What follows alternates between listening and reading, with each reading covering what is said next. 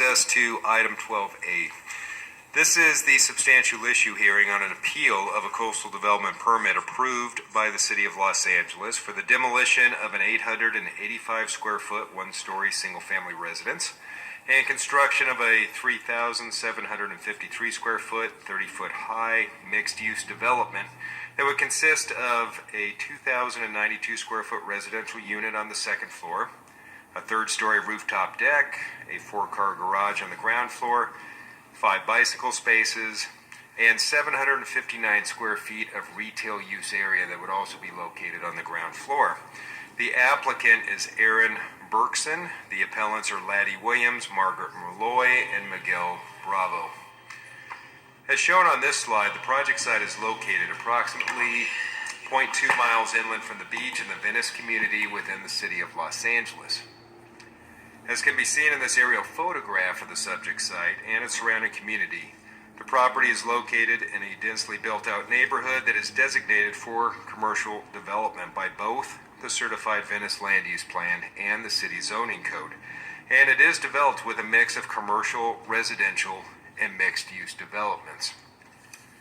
Now, the second aerial photograph shows the subject site, which is down here. It's this parcel that I'm holding this mouse over.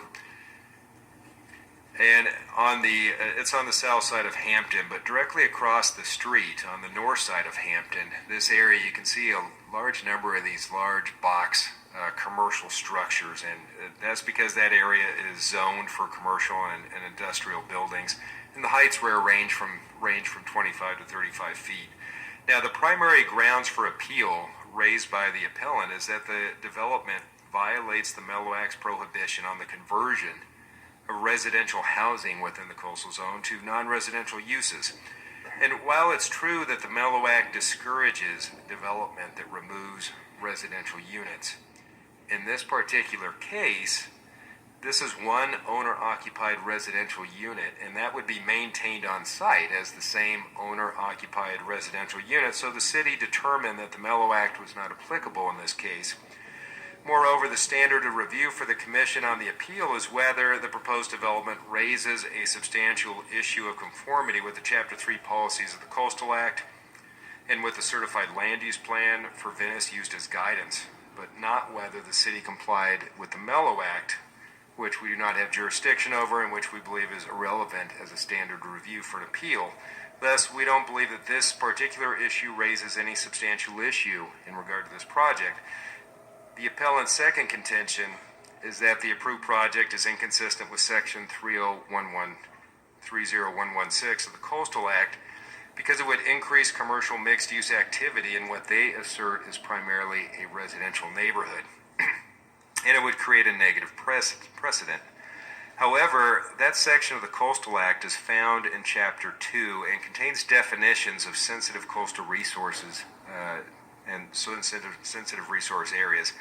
We don't believe it's relevant in this case or to the grounds of appeal, since the standard of review for appeals is the Chapter 3 policies of the Coastal Act, and it's not clear how it would even apply to this site.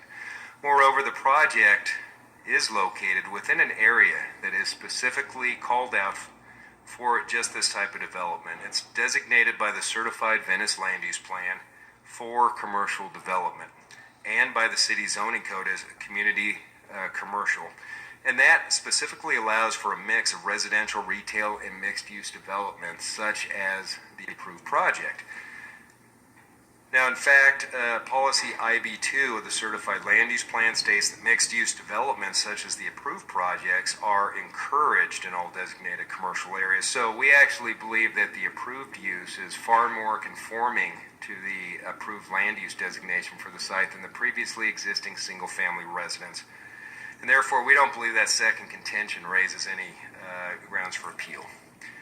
Now, the appellants contend that the 30-foot high, 3-story above-grade project would also be inconsistent with the community character.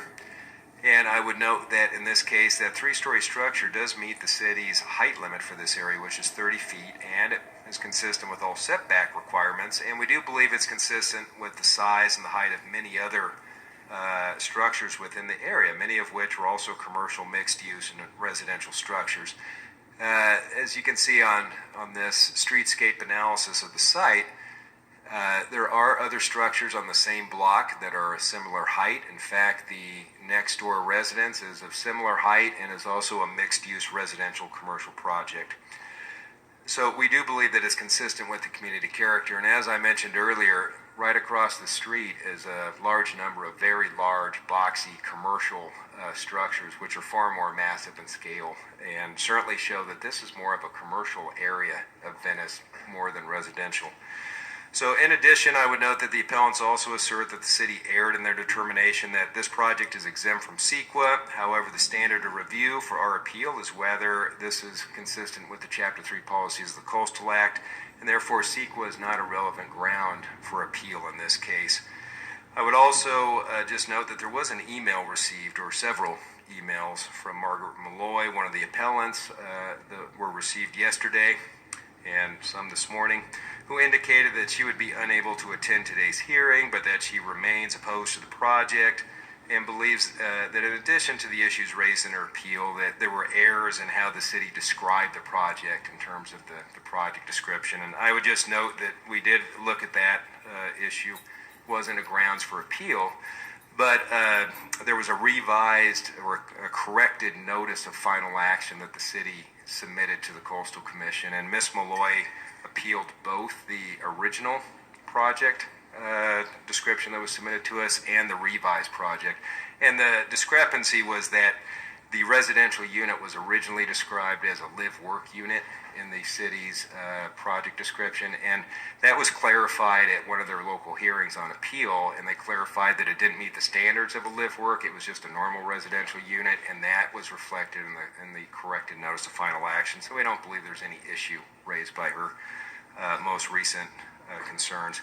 So in closing, staff does believe that there is factual and legal support for the local government's decision on this matter, and that the city's action does not raise any substantial issue with any policy or provision of the Coastal Act, and thus we're recommending that the Commission find no substantial issue exists in this case with respect to the grounds on which the appeal has been filed. The motion to carry out that recommendation is on page 5 of your staff reports. That concludes my presentation. I am available for any questions. Thank you. Are there any ex partes? Commissioner Vargas. Thank you. I received an email 5 days ago on October 5th at 10:17 a.m. from Scott Mayers, who forwarded an email from, I believe, the applicant. So if it's appropriate, I'll read it, the detail of it. The email text from my friend says, "These are good people, and what they are asking is within everything legal and an asset to the community. I am putting my 2 cents in on their behalf."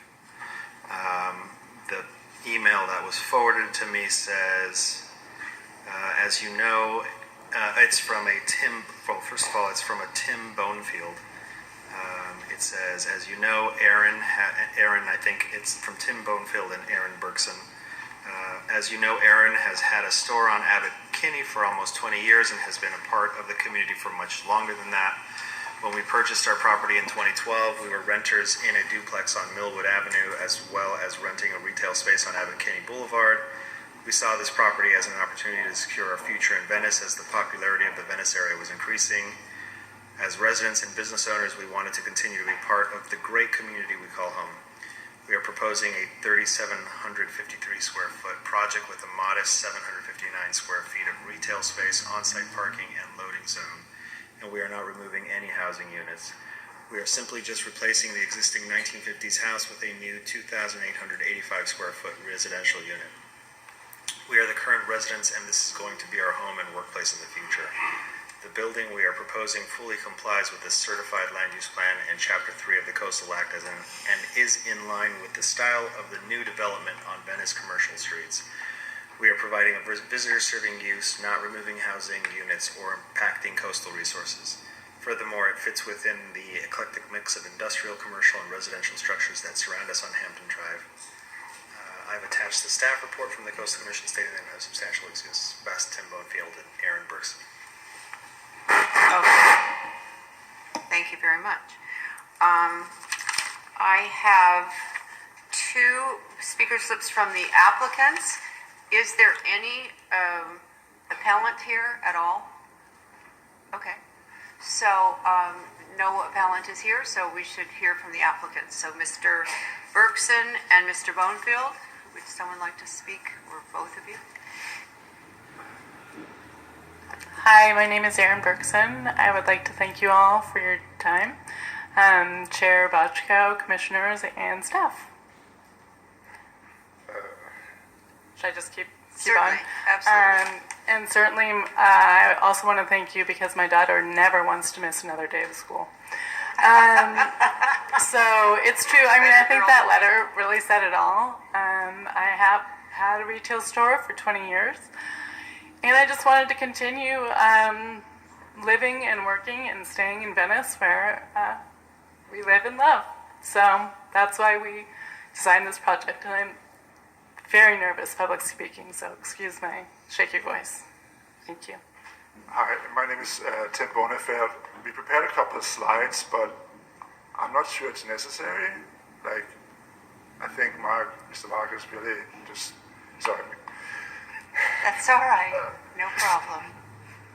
Thank you. Yeah. Okay. Yeah. So that's it. Really, All we're right. just here to support ourselves. Thank you. Okay, thank you. Alrighty then.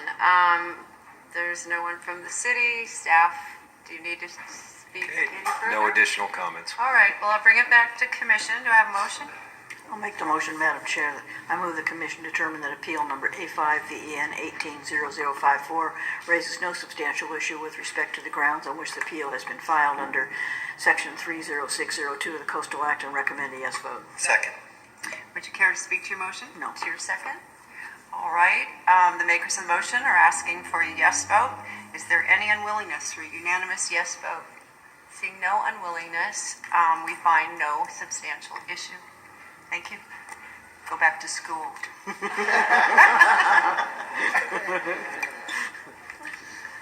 You're out of date, school's over.